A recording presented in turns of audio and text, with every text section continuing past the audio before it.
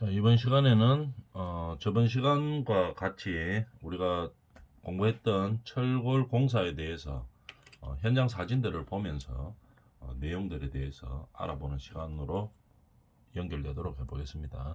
저번 시간에 이제 브레이스 설치까지 했었죠. 브레이스를 이런 식으로 설치해 가지고 여기도 있고 여기도 있고 여기도 해놨네요. 많이 해놨네요.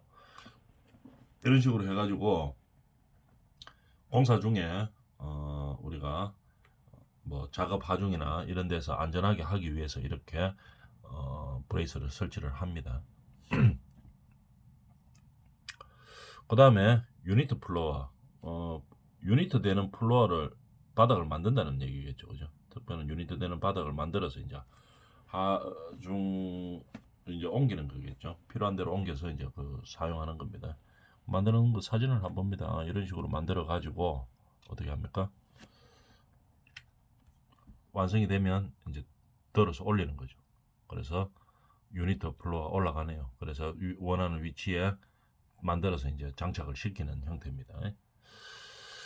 자, 여기서도 보면은 철골 공사는 항상 뭘 합니까? 이 크레인이 작업을 해줘야 되겠죠. 타워 크레인이든 아니면 뭐 일반 크레인이든 높이 따라 다르겠지만 크레인이 잡고 해야 되는 겁니다. 그죠? 크레인이 잡고 있는 상태에서 누가 조립을 합니까? 사람이 조립을 하죠. 여기서 보면 여기 기둥 만들 때 요 기둥을 공장에서 제작했을 때 어떻게 해왔을까를 한번 봅니다. 요 사진 나와 있죠. 기둥을 여기서 요 한 스판 한 기둥이겠죠. 한 층이 되겠죠. 이렇게 장착을 했습니다. 근데 현장에서 이거는 보호 연결시키는 거죠. 요 보호 연결시키는 거를까지 현장에서 용접을 하려고 하면 시간이 너무 많이 들고 이거 공사하기가 상당히 힘들죠. 그래서 편하도록 요런 연결되는 부위까지 다 만들어 줍니다. 현장에서 공장에서 다 만들어 주고 이 보만 가져와서 여기다가 뭐 볼트든 용접이든 이제 접합을 하는 거겠죠. 하면 되는 형태겠죠. 이런 식으로. 그래서 현장에서는 최소화시킵니다. 공정을. 근데 반드시 해야 되는 공정이 있기 때문에 중요한 것은 뭐 누가 합니까? 이게 사람이 다 합니다. 이거죠. 그래서 이 위험한 가운데 여 서서 이제 해야 되는 거죠. 여 서가지고 볼을 연결시킬 때 이쪽 기둥과 이쪽이 뭐 예를 들어 이 기둥과 이 기둥을 연결시킨다고 봅니다. 그러면 타워 크레인이 볼을 들고 있을 것이고 그다음 정확한 위치에 딱 장착이 되면 어떻게 됩니까? 사람이 접합을 하든지 뭐 용접을 하든지 해야 되겠죠. 그래서 항상 뭡니까? 안전사고의 위험에 조심해야 된다 하는 거. 그래서 항상 안전장치들을 해놓고 작업을 해야 됩니다. 그런데 이 현장에 지금 보면 뭡니까 이게 안전작업이 별로 잘 안 돼가 있죠. 그죠? 그래서 이런데도 항상 망들을 친다든지 해서 안전작업에 항상 요 잘 돼가 있네요. 여기 안전망이 돼가 있죠. 그죠? 여기는 지금 올리는 중이라 할 수가 없어서 안 내는 거죠. 그래서 한 층에 공간이 나오자마자 뭘 해야 됩니까? 요 안전 시설을 해놔고 그 다음 층에 올라가고 이제 이렇게 돼야 되겠죠. 자, 이런 식으로 유니트 플로어를 필요한 경우에 제작해서 이제 올라가는 겁니다. 그 다음에 저층부 철근 배관, 저층부에서 뭐 기초 철근이나 마찬가지겠죠. 사진을 좀 크게 한번 볼까요? 철골이 올라가고 있으면서 철골만 있는 게 아니고 철근 콘크리트 구조도 다 되어 있습니다. SRC 구조라고 이야기하죠. 안에 철골이 있죠.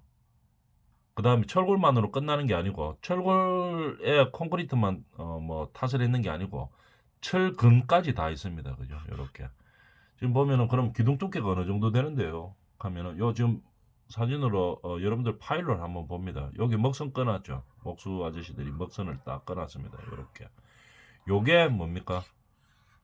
기둥 두께가 되는 거겠죠. 여기서 여기까지가 두께죠. 폭이죠. 요게 두께고 이런 식으로 일반 건물 하중이 많이 가는 건물들에서는 뭐 철골 플러스 철근 콘크리트 구조 이렇게 되는 거겠죠. 그래서 구조 계산을 해서 철근 콘크리트만으로도 하중이 나오지 않고 철골조만으로도 되지 않고 이럴 때는 어떻게 합니까? 두 개 섞어 가지고도 계산을 합니다.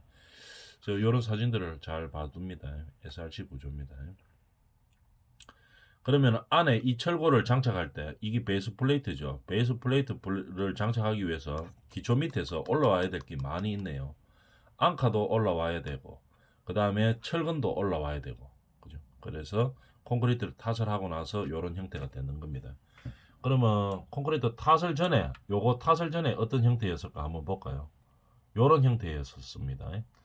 기초를 뭐 기초로든지 뭐 보든지 그렇겠죠. 맨 바닥층 같으면 기초일 거고 그 다음에 뭐 2층 3층이었으면 보인 거죠. 보하고 기둥하고 만나는 자리겠죠. 그죠. 요쪽은 보고 여기는 기둥이고 이렇게 되겠죠. 요거 콘크리트 탓을 하기 전 그림입니다. 이런 식으로 되어 있죠. 보면은 기초 바닥에서 올라와 가지고 뭐가 되어 있습니까? 이염철근이 다 올라와가 있는 상태죠. 그죠?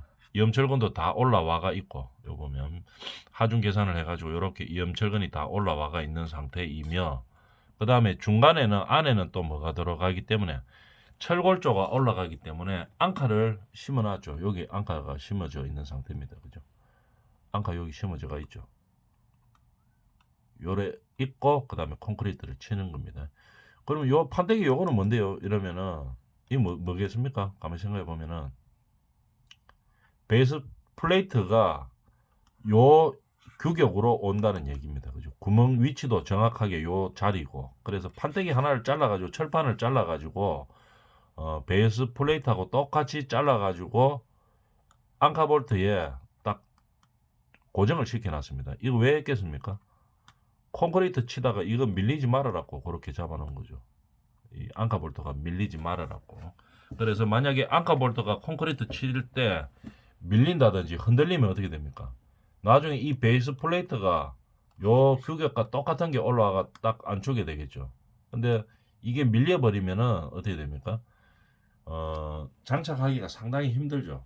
그렇기 때문에 콘크리트 칠 때부터 아예 밀리지 않도록 요렇게 하나를 제작해서 베이스 플레이트의 크기와 구멍하고 똑같은 거를 만듭니다. 만든 다음에 앙카 볼트를 딱 고정시켜 놓고 그 다음에 콘크리트를 타설을 하는 거죠. 근데 우리가 생각해 보면은 만약에 이 압력이 너무 세가지고 콘크리트 탓을 할 때 압력이 너무 세가지고 이게 밀렸다고 한번 생각해 봅시다. 이 앙카 볼트가 밀렸다고 생각해 보면은 이 판을 베이스 플레이트하고 똑같은 판 있죠. 요거를 정착시켜 놓은 상태에서 베이스 플레이트에 정착시킨 상태에서 밀리면은 똑같이 밀리죠. 여기까지 거리하고 여기까지 거리. 그래서 베이스 플레이트하고 똑같은 형태로 잡아놓고 콘크리트를 치면은 밀려도 똑같이 밀립니다. 그래서 이 전체적으로 같이 밀린다는 얘기겠죠. 이게. 그래서 베이스 플레이트에 뚫어놓은 구멍은 나중에 요걸 빼고 넣으면 밀리더라도 잘 들어갈 수 있도록 하는 역할을 하는 거겠죠. 아주 중요한 역할입니다. 이게 만약에 이 판이 고정판이 없는 상태에서 밀려버리면 이게 하나만 밀릴 수가 있겠죠. 똑같이 밀리는 게 아니고 밀리더라도 안 밀리는 게 제일 좋은데 밀리더라도 같이 밀리면 큰 문제는 없죠. 근데 이게 하나가 밀리고 이거는 안 밀렸다 이래 되면 이제 문제 심각해지죠.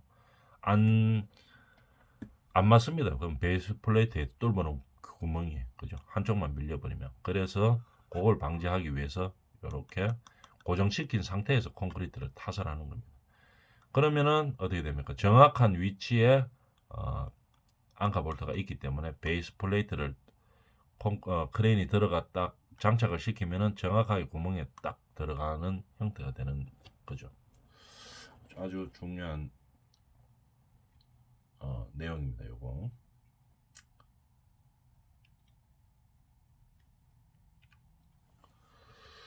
그 다음에 이제 타워 크레인을 한번 봅시다. 요 이제 크레인류는 이 현장에서 많이 사용하는 타워 크레인류. 뭐 이게 다 타워 크레인이죠. 그래서 타워 크레인을 사용을 하면 우리가 한번 생각해 볼까요? 여기 지금 철골조를 들어 가지고 하는데 이 타워 크레인 조정하는 사람들하고 이 거리가 상당히 떨어져가 있죠. 그래서 무전기나 신호로 하는데 어떻게 됩니까? 이게 정확하게 전달이 안 되면은 사고가 많이 나겠죠. 안전사고가 많이 납니다. 그래서 이 거리가 상당히 멀기 때문에 뭐 무전기도 쓰고 하지만 바람 많이 불고 이런 날은 무전기 잘 들리지도 않습니다. 그래서 항상 신호하고 이 무전기 사용하면서 정확하게 의사 전달을 할 수 있게끔 타워크레인 기사하고 이 현장에서 이 정착하는 사람, 조립하는 사람들하고 신호 체계가 항상 잘 될 수 있도록 유지하도록 기사들이 신경을 써 안전기사들이 이거를 관리를 해줘야 되는 문제죠. 그런 타워크레인 내용들입니다. 그 다음에 타워크레인 바닥 부분 사진이네요. 이런 식으로 이제 올라갑니다. 요만큼은 이제 타워크레인 자리니까 이 타워크레인 자리가 건물에 여유 공간이 있어서 건물 바깥으로 나오면 좋은 거고 제일 좋은 거고 안 되면 건물 안쪽으로 들어가죠. 들어가더라도 어떻게 됩니까? 나중에 쉽게 타워크레인 철거하고 나서 쉽게 다시 복원할 수 있는 그런 자리로 가져야 된다는 얘기입니다. 빔을 양중하는 사진을 한번 볼까요? 이렇게 크레인이 들고 올리는 겁니다. 이렇게 빔을 양중 옮기는 거죠. 필요한 위치에 가는 겁니다. 이렇게 들고 가는 겁니다. 들고 가가지고 이제 지금 기둥은 설치가 되고 있고 볼을 설치하는 사진이네요. 볼을 설치할 때 어떻게 들고 있는 상태에서 사람이 와서 볼트나 용접 접합을 해서 마무리를 짓는 거겠죠. 그죠? 이런 형태로 되어 있습니다. 그 다음에 빔 설치하는 사진이네요. 이렇게 되어 있는데 이 타워크레인 위치를 한번 봅니다. 이 건물 안으로 지금 들어와가 있죠. 이거는 그죠? 들어와가 있고 왜 들어왔겠습니까? 건물 지을 때 여유 공간이 별로 없었겠죠. 여유 부지가 별로 없었기 때문에 굳이 이제 안쪽으로 들어올 수밖에 없었기 때문에 건물 안으로 들어와 있는 형태입니다. 그렇지만 또 어떻게 됩니까? 나중에 이 철거하고 났을 때 타워크레인 철거하고 났을 때 요거는 슬라브만 딱 치면 되도록 돼가 있죠. 그죠? 요런 자리를 해줘야 된다는 얘기입니다. 그 다음에 철골 용접부 비파괴 검사에 대해서 한번 볼까요? 철골 용접을 하고 나면 우리가 검사를 반드시 하죠. 육안 검사로도 뭐 대충 알 수는 있지만은 용접을 잘 해놓으면 매끈하게 됩니다. 그죠? 막 울퉁불퉁 이런 부분이 없고 그 다음에 크랙 같는 부분이 없어요. 그죠? 크랙이 막 가가 있고 이러면은 용접이 잘못됐는 거죠. 그 다음 울퉁불퉁하다든지 이러면은 잘못되어 있는 겁니다. 그렇지만 또 육안으로 다 할 수는 없고 어떤 기계를 통해서 이제 우리는 용접 부위가 잘 됐는지 검사를 하게 되는 거겠죠. 용접 결함은 이 철골 부분에서 상당히 중요한 부분입니다. 그래서 저 앞 시간에 우리가 용접 결함에 대해서 많이 공부를 해봤었죠. 그러면 이 용접을 다 하고 나서는 뭐합니까? 검사를 하죠. 그중에서 비파괴 검사가 뭔지 한번 봅시다. 비파괴 검사, 파괴 안 하고 검사하는 거죠. 그러니까 비파괴죠. 그래서 재료가 가지고 있는 한번 읽어볼까요? 물리적 성질을 이용해서 물리적 성질을 이용하는 겁니다. 파괴하지 않고 성질을 추정하는 겁니다. 그러니까 파괴하지 않고 용접이 잘 되었는지 용접이 결함이 있는지 없는지를 우리가 파악하는 거겠죠. 종류에는 뭐 어떤 것이 있냐면은 방사선 투과 검사. 우리가 방사선을 투과시키는 겁니다. 그래서 검사를 해보는 거겠죠. 그 다음에 그러면 비파괴 검사에서는 방사선 투과, 자기 분말 뭐 탐상, 초음파 탐상, 뭐 침투 탐상 이렇게 여러 가지 방법들이 있습니다. 각기 장단점은 다 있겠죠. 방사선 투과 검사 하면 어떻게 됩니까? 엑스레이 찍듯이 이렇게 한다는 얘기겠죠. 그럼 방사선 투과를 시키면은 더 무슨 결함이 있는지 정확하게 잘 나옵니다. 그죠? 그런데 이 장치를 하기가 조금 힘들겠죠. 그래서 자기 분말 탐사부터 뭐 장단점이 있을 것이고 초음파 탐상, 뭐 침투 탐상 다 장단점이 있습니다. 말 그대로 뭘 침투시켜 가지고 하는 거겠죠. 이렇게 하는데 다 장단점이 있지만도 뭡니까? 우리가 제일 많이 쓰이는 거는 보통 일반적으로 쓰이는 거는 뭡니까? 특별한 경우 아니면 초음파 탐사법 여기 나오죠. 초음파 탐사법을 일반적으로 많이 사용합니다. 왜 많이 사용하는가 하면은 간편하기 때문에 많이 하는 거죠. 우리가 초음파를 쏘는 거죠. 초음파를 쏴가지고 반사되는 시간을 가지고 우리가 그래프로 나타내는 겁니다. 만약에 크랙이 있다든지 이러면은 없는 부분하고 있는 부분하고 반사되어서 오는 속도가 다르죠. 그래서 컴퓨터 그림상에서 데이터상에서 좀 다르게 표시가 됩니다. 그러면은 이런 초음파 탐사법 뭐 조그만 기계 하나만 있으면 검사할 수 있죠. 초음파 탐사하는 거 놓고 이제 음파를 쏘는 거죠. 쏘면 돌아오는 속도를 보고 하는 겁니다. 그렇기 때문에 간단하기 때문에 많이 사용하죠. 그러면 초음파 탐사법은 어떻게 되냐 하면은 간단은 한데 무슨 결함이 있는지는 파악하기가 힘듭니다. 어떤 결함인지는 파악하기가 어렵지만 결함이 있으면 금방 파악을 합니다. 이거는 결함이 있다 없다 이것만은 쉽게 할 수 있는 거죠. 그래서 우리가 보고 현장 용접했는 부분에다가 검사를 하는 거죠. 초음파 검사를 해보면은 여기가 문제가 있다 없다 이거는 금방 압니다. 그러고 간단하기 때문에. 그럼 문제가 있다로 나오면 어떻게 하면 됩니까? 초음파로는 무슨 문제가 있는지는 다 잘 모릅니다. 하여튼 문제 있다 없다 이것만 아는 거죠. 그러면 없으면 그냥 넘어가는 거고 대부분은 없죠. 용접공들이 숙련공들이 잘 하기 때문에 그죠. 대부분은 없습니다. 그죠. 그렇지만 어쩌다가 한 번씩 특별한 경우에 문제가 있을 수도 있죠. 그럼 초음파 탐상을 해가지고 있다 없다 해서 대충 없지만도 있다가 딱 나오면 어떻게 됩니까? 정확하게 알아야 되겠죠. 그럴 때는 그 필요에 따라서 방사선 투과 검사를 해본다든지 아니면 자기 분말 탐상을 해본다든지 침수 탐상을 한다든지 이제 이런 방법을 사용하면 되겠죠. 그렇게 비파괴 검사들이 사용되는 겁니다. 검사 방법이 여러 가지 있는데 그때 고려 사항이 뭐냐? 뭐 당연한 얘기겠죠. 검사 대상물의 재질이나 특성, 모양, 크기, 용도에 따라서 방법을 결정하는 거고 실시 목적과 검사 방법의 특성, 뭐 실시 시기와 예상되는 결함의 종류와 특성에 대해서도 이제 고려해서 검사 방법을 결정하는 겁니다. 자, 초음파 탐사법에 대해서 조금 더 한번 자세하게 한번 들어가 볼까요?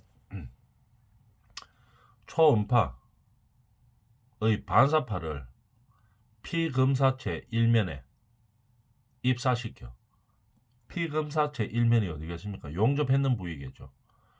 용접했는 부위에 입사시켜 그 반사 시간과 크기를 컴퓨터 브라운관에 통해서 그래프로 나타나는 거죠.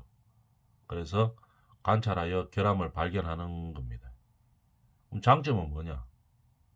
검사 길이가 두께가 커도 관계없다 이 말입니다. 두께가 커도 관계없고 그 다음에 검사에 요구되는 비용과 시간이 비용도 싸고 시간도 짧게 들어가는 겁니다. 간단하다는 얘기겠죠. 장치가 간편해서 현장에 적합하여서 사용을 많이 합니다. 장치도 간단한 겁니다. 쪼매난 거 뭐 컴퓨터하고 뭐 이거 가방 같은 007 가방 같은 거 하나 들고 오면은 다 할 수 있습니다. 그다음에 인체의 위험을 미치지 않는다 하는 장점들도 많이 있죠. 그죠? 일단 간편하고 싸고 현장에서 쉽게 할 수 있기 때문에 많이 사용하는 겁니다. 근데 단점은 뭐냐? 표면에 요철이 심하면 이 마무리를 하고 해줘야 된다 이 말입니다. 근데 용접했는데 끄끌끄끌하고 이러면 어떻게 해요? 음파를 쏘기 때문에 정확한 반사 시간을 구별하기가 어렵습니다. 그래서 요철이 있으면 그 부분을 제거하고 그 다음에 편편하게 용접 부위를 평평하게 만들어 놓고 이 초음파 탐상 방법을 요구를 해야 됩니다. 형이 작던가 복잡한 것은 검사가 곤란하다 이 말이죠. 너무 작든지 복잡하든지 이러면은 검사가 좀 곤란합니다. 근데 철골조는 대충 좀 크죠. 철골 자체가 크고 복잡한 구조가 별로 없습니다. 거의 뭐 직선이죠. 철골조는 거의 다 직선이기 때문에 많이 사용하는 거겠죠. 기록성이 부족하다. 뭐 이런 단점이 있고 결함의 구별을 하기가 어렵다. 결함이 있다 없다는 쉽게 안다겠죠. 근데 무슨 결함인지 이거 구별하기는 좀 힘듭니다. 결함이 발견되면 어떻게 됩니까? 고치긴 고쳐야 되겠죠. 아니면 뭐 새로 한다든지. 그런데 이거 무슨 결함인지를 발견하려고 하면 다른 탐사법, 뭐 그에 맞는 다른 탐사법을 찾아줘야 되는 거죠. 결함의 형태를 보면 대충 무슨 결함인지는 알죠. 우리가 용적 결함에 대해서 많이 앞선 시간에 공부를 했기 때문에 뭐 그런 내용으로 다 들어오는 겁니다. 그 내용에서 무엇인지를 구체적으로 찾으려고 하면은 다른 검사법을 이제 사용을 하는 거죠. 그 다음에 스페이스 프레임. 스페이스 프레임이 뭐냐면 말 그대로죠. 공간에 있는 프레임이다 이 말입니다. 주로 뭐 어떤 데 많이 사용하는가 한번 볼까요? 저기 큰 뭐 공항 같은 거 있죠.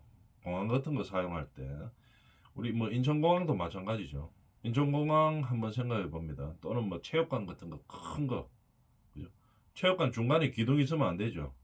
그럴 때 사용하는 겁니다.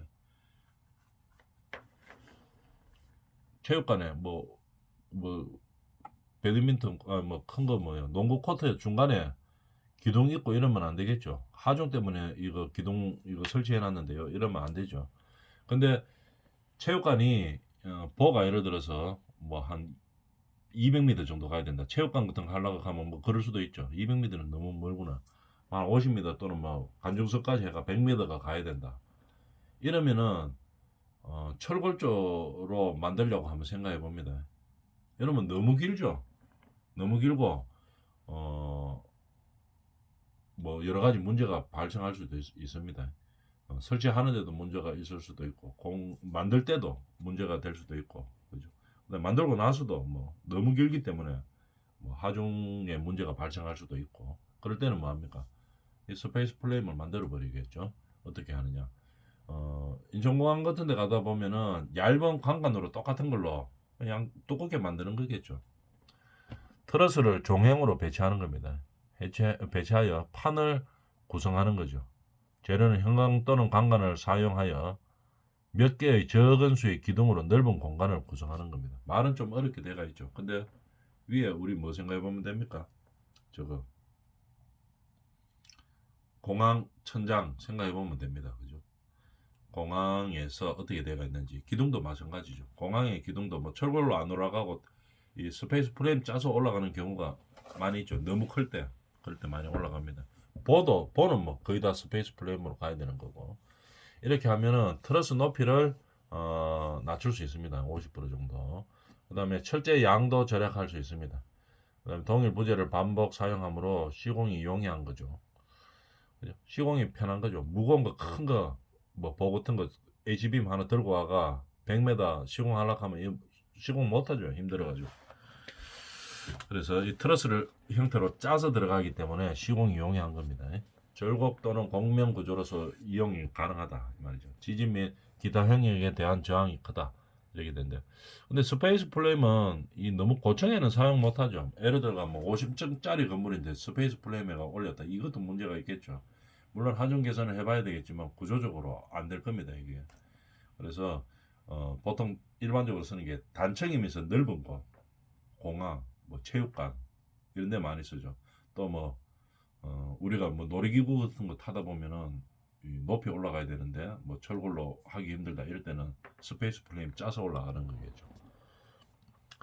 종류에는 구형 스페이스 플레임, 뭐 삼각형 스페이스 플레임, 육각형 뭐 이런 형태로 있다 하는 겁니다. 그 다음에 스클럽은 뭐냐 한번 볼까요? 그림을 한번 봅시다. 용접을 할 때 어떻게 됩니까? 뭐 빔하고 이렇게 있죠. 그럴 때 요 홈을 파놓는 겁니다. 홈을 왜 파놓냐 하면은 용접할 때 이게 용이하기 때문에 파놓는 거겠죠. 그래서 이 많이 파는 게 아니고 조금 파는 거죠, 그죠?